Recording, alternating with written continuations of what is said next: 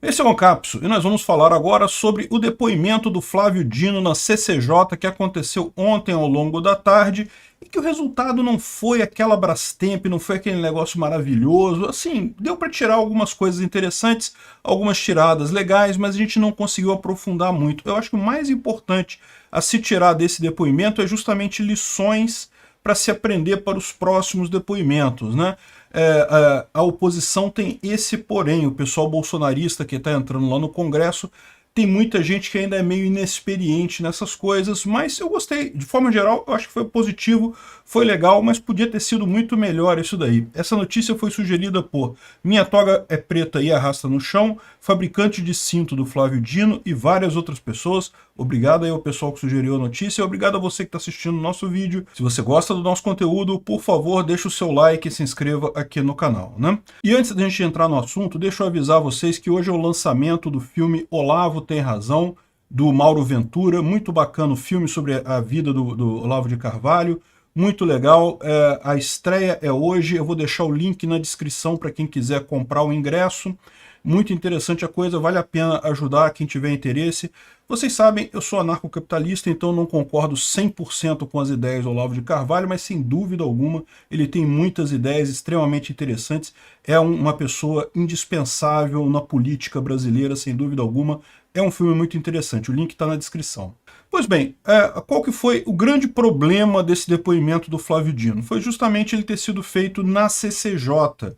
A CCJ é comandada pelo Rui Falcão, que é um deputado histórico, petista e coisa e tal. E lembra, a Câmara, na verdade, havia aprovado a convocação do Flávio Dino também para a Comissão de Segurança. E na Comissão de Segurança, que é presidida pelo Sanderson, que é do PL do Rio Grande do Sul, esse tipo de problema não teria acontecido.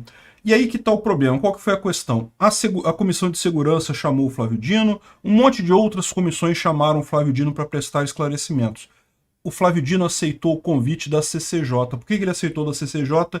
Exatamente porque o Rui Falcão é o presidente da CCJ, e daí logo no início da sabatina ele botou uma regra que meio que matou a sabatina. A regra qual que era? Que não haveria réplica.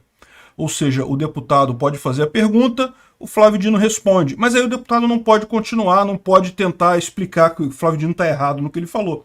Aí ficou um negócio meio sem sentido. Por quê? Porque o deputado perguntava uma coisa, o Flávio Dino deixava para lá, respondia outra, não falava besteira, fazia chacota, não falava nada, e o deputado que fez a pergunta não tinha como retrucar, não tinha como avançar nisso daí, né? Então, no final das contas, acabou que esse truquezinho que eles fizeram, né, tem que reconhecer que foi um truque esperto, e pior do que isso invalida os outros convites. Por quê? O que foi aprovado para o Flávio Dino e para outros representantes do governo também são convites. Eles não são obrigados a ir à Câmara prestar depoimento.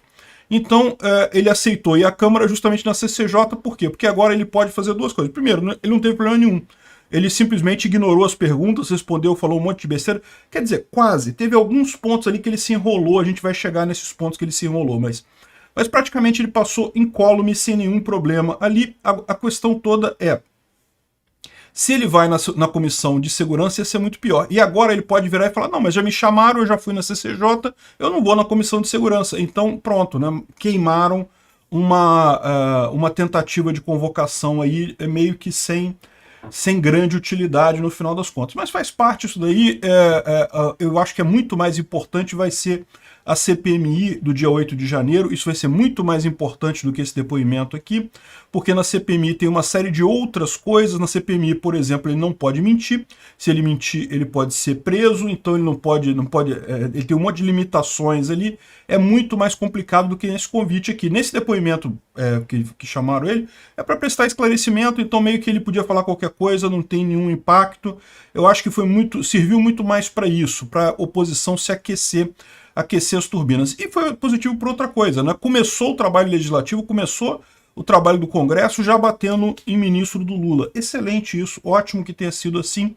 De novo, podia ter sido melhor, podíamos ter conseguido isso pela Comissão de Segurança, mas é possível também que, como é convite, ele não é obrigado, ele nem aceitasse ir nessa comissão, né?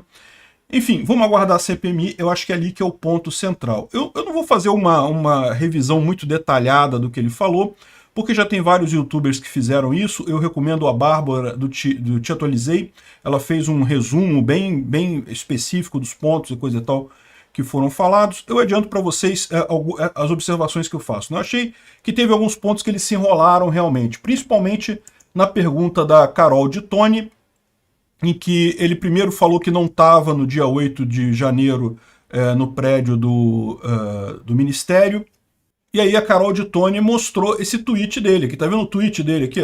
Fantasiosas. Olha só. Que eu estava no Ministério olhando. Não, eu não estava. Não, eu não estava no Ministério olhando. E aqui ele está dizendo exatamente Aí vem as versões fantásticas. E aqui o tweet dele do dia, tá vendo? Dia 8 de janeiro, às 3h15 para as 4, ele falando, estou na sede do Ministério da Justiça. Então, peraí, né? Ficou estranho isso. Tudo bem, ele emendou, falou, não, porque o que eu quis dizer é que eu não estava antes, e aí depois eu cheguei, e cheguei no Ministério depois eu fui para lá, mas não estava no princípio, no início e coisa e tal. O que ficou estranho isso daí, né? Meio que pegou ele no contrapé. Ele deu uma explicação lá inventada da cabeça dele, justamente como eu falei, porque não tem essa coisa de réplica, então não tinha como apertar ele mais, mas de qualquer forma ficou estranho isso daí. Esse ponto é um ponto que o pessoal pode bater muito na CPMI do dia 8 de janeiro. Outra questão que ficou estranha para ele também foi que ele alegou que não recebeu, ele não leu nenhum comunicado da ABIN sobre isso, né? Então tem a informação de que a ABIN havia emitido esse alerta, inclusive dizendo que o grupo iria atacar a Câmara, o Planalto e o STF, que poderia atacar até outros prédios, ministérios, poderia atacar o TSE. Então havia esse aviso da ABIN. Repara que o Flávio Dino já foi juiz, né? Então ele tem algum conhecimento de direito. Então ele foi esperto. O que ele disse? Ele disse que não leu o comunicado da ABIN, ou seja, ele não mentiu, ele não disse que não existe o comunicado, ele disse que ele não leu esse comunicado. Nunca li esse comunicado, segundo ele disse na CCJ na Câmara, né? Ou seja, pode ser que tenha um comunicado, mas eu não li. E a grande questão é a seguinte, isso pode indicar omissão no final das contas, porque ele é o ministro da Justiça. Ele não leu, ele deveria ter lido, né? Ele está ali para esse papel, né? Alguém no Ministério deveria ter alertado ele do problema, e ele deveria ter lido isso. Então isso daqui pode indicar de fato omissão. É aquilo que eu falo, isso daqui explica por que o governo está tão preocupado com a questão do dia 8 de janeiro, porque de fato é óbvio, é cristalino para qualquer um que olhe para a situação que há omissão do governo federal. Tudo bem, o Anderson Torres está preso, o Ibanez Rocha, o governador do DF, foi afastado durante um tempo, agora já voltou e coisa e tal. Eles tiveram responsabilidade nisso, tiveram, e evidentemente a maior responsabilidade de todos foi os patetas que resolveram fazer lá, invadir esse troço, mas teve responsabilidade do governo do DF, mas também teve responsabilidade do Flávio Dino, né? Então, ou seja, está mais do que claro que ele foi avisado e ele não executou as coisas. E chega a ficar a questão se isso não foi proposital, se eles não queriam de fato exatamente um resultado que obtiveram, né? Queriam dar o problema, fazer a quebra-quebra para justamente ter a vantagem política, porque sem dúvida alguma o Lula teve vantagem política com o dia 8 de janeiro. Ninguém tem dúvida disso, né? Então dá para ver isso daqui. Veja, essa audiência foi chamada para três assuntos. A ida do Flávio Dino à Maré, a questão decreto sobre armas e também a questão do dia 8 de janeiro. Foram os 3 temas que foram falados ali, né? No caso da Maré, a ponto que chamou a atenção foi o Ramagem falando que, olha só, eu tenho experiência nisso daí, a polícia não pode entrar lá daquele jeito, se você entrou teve alguma coisa lá. Mas a verdade é que provavelmente o que aconteceu ali foi a entidade que ele foi visitar lá, eu acho que foi o Observatório de Favelas, ou sei lá, alguma ONG que tem ali naquela região, é que justamente foi quem fez o acordo com o pessoal, muito provavelmente. Todo mundo sabe disso, mas assim, né, não tem muito como explorar isso daí, não tem o que fazer disso daí, né? O pessoal chegou até a apertar ele, perguntando para ele se ele recomenda que as forças de segurança do Rio passem a entrar com 2 carros ali, coisa e tal. Ele negou, falou, não, eu tava com escolta armada, né? Mas lógico, ele tava com guardas ali, mas, cara, para entrar numa favela, a escolta armada é outro patamar, né? Enfim, mas eu concordo de cara que esse negócio da Maré não tem como extrair muita coisa dali, entendeu? Ele foi ali na Associação de Moradores, no Observatório das Favelas, numa ONG que tem ali, não tem muito o que fazer. Outro ponto também que não tem muito o que fazer é sobre o decreto de armas. Sobre isso também ele falou umas besteiras lá, de que os traficantes obtêm armas do CAC, não sei o que lá, uma besteira danada, mas é aquele negócio. Como o cara não tinha, como o deputado não tinha como fazer a réplica, meio que ele falava qualquer coisa e não tinha como responder o que ele falou, né?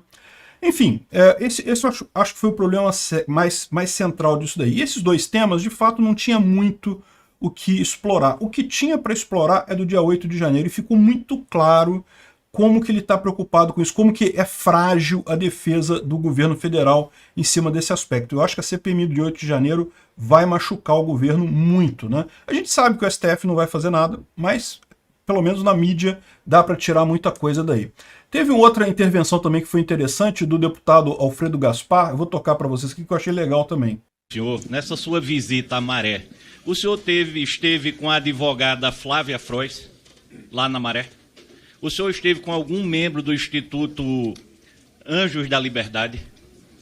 Nessa sua ida a Maré, já que o senhor controla o sistema de segurança pública no Brasil, e o senhor deve ser um grande especialista, o senhor recomenda aos policiais do Rio de Janeiro que façam a mesma incursão que o senhor fez sem ser incomodado pelos traficantes, e o senhor garante a vida deles naquela região que o senhor está dizendo que é de tanta paz? Ministro, eu queria saber do senhor também se o senhor concorda com a ADPF 579, proposta pelo partido do seu chefe Lula, em comunhão com o Instituto Anjos da Liberdade, que pretende retornar a visita íntima a chefes de facção em presídio federal, como Marcola e Fernandinho Beiramar, e que agora há pouco ficou definido que esse foi um dos motivos para o promotor Lincoln Gaquia e o senador Sérgio Moro estarem sob a mira do PCC. Queria saber também, ministro, se o senhor vai usar essa sua macheza, que botou um monte de véio e menino no ônibus, levou tudinho para a Academia Nacional de Polícia. O senhor vai usar também contra as organizações criminosas. Se vai ser na bala, na borracha, na força. Queria saber do senhor também, ministro. Queria saber do senhor também, ministro, qual é o plano de desarmamento que o senhor vai fazer com os grandes criminosos do Brasil? Queria saber também, ministro, qual é o seu plano de combate à corrupção, já que o senhor tem tanto colega enlameado pela corrupção? Queria saber também, ministro, o senhor foi governador do Maranhão, o senhor é um especialista em segurança pública e torrou lá mais de 5 milhões numa empresa que vendia maconha para comprar respirador. Se o senhor vai fazer algo parecido, ministro, também como ministro de Estado? São essas as perguntas. Mandou ver, né? Pois é. E é aquilo que eu falo, outro problema foi esse. Foi combinado que seriam todas as perguntas em bloco. Isso também prejudica a coisa, né? Porque você faz um monte de pergunta, aí o cara não responde um monte delas. No final das contas ficou só mesmo o discurso do cara lá, do Flávio Dino, e meio que não se teve muita coisa aí, né? Então aquele negócio, a parte da Maré lá, assim, não tem muito o que tirar. Eu acho que a parte do decreto de armas, achei bacana a pergunta dele, né? Colocou o Flávio Dino ali numa situação ruim. Como é que você vai tirar as armas do pessoal que é do tráfico, que é do ilegais, né? Mas não teve muito o que explorar. 8 de janeiro dá para explorar bastante. Aqui ele também falou sobre a questão de liberdade de expressão, segundo ele só tem liberdade de expressão se for regulada a liberdade de expressão. Que história é essa? Não, como é que você vai regular a liberdade de expressão? Não existe isso. Tem que permitir que as pessoas falem. Liberdade de expressão é justamente a premissa de que você pode falar qualquer coisa que você queira, você não pode ser impedido de falar. De acordo com a ética libertária, acaba aí a história. Você pode falar o que você quiser e ponto final. Agora, de acordo com a legislação brasileira, se você falar alguma coisa que causar dano a outras pessoas, essa pessoa pode processar você depois, mas você não pode ser impedido de falar. Isso seria censura. E é justamente o que ele quer propor aqui, essa regulamentação que ele está querendo fazer é censura. Então, mas esse ponto da regulamentação de fake news eu vou falar depois em outro segmento, porque tem um monte de coisa para falar sobre isso daí, né? E bom, e teve também a brincadeira com o Nicolas, que o pessoal chamou ele de chupetinha lá, ninguém sabe se foi o Janone, se foi o Rui Falcão, e não sei o que lá, e coisa e tal. Eu, sinceramente, acho que é besteira isso daí, não tem, deram importância demais para esse tipo de coisa, o Nicolas não devia se importar tanto com isso. É lógico, é uma hipocrisia deles, porque o pessoal da esquerda adora dizer que não pode fazer piada homofóbica e coisa e tal, e no final das contas eles fazem piada homofóbica, né? E a própria imprensa reconheceu aqui, ó, o Nicolas Ferreira foi alvo de insultos homofóbicos na CCJ e coisa e tal. E é aquele negócio. Mas eu não faço grande coisa disso daí não, né? Digno de nota também foi o Kim Kataguiri e o próprio Nicolas também perguntando para ele questões sobre o 8 de janeiro. O Kim Kataguiri mostrou o documento da ABIN dizendo que estava lá realmente, que eles tinham recebido a informação e coisa e tal. Ou seja, o que eu achei dessa coisa de forma geral? Não achei que avançou muita coisa, não achei que foi um resultado perto do ótimo, mas avançou alguma coisa, expôs o Flávio Dino em alguns pontos e serviu de aprendizado, né? Tem que ter esse tipo de questionamento em comissões mais favoráveis ao pessoal da oposição. E principalmente a CPI do dia 8 de janeiro, essa sim a coisa deve ficar bem mais interessante, porque daí ele não é convidado. Nas outras comissões ele é convidado, ele vai se ele quiser. Aí não, na CPMI ele é intimado aí, ele é obrigado aí, não tem alternativa, né? E tem que responder as perguntas de acordo com o que o pessoal fizer. Vai dar para tirar muito mais coisa ali. Obrigado por assistir o vídeo até o final. Além de curtir, compartilhar e se inscrever no canal, considere se tornar patrocinador com valores a partir de R$ 1,99. Clique no botão Seja Membro abaixo para saber as condições e vantagens de patrocinar o canal. Mais informações sobre o nosso projeto, visite nossos sites indicados na tela.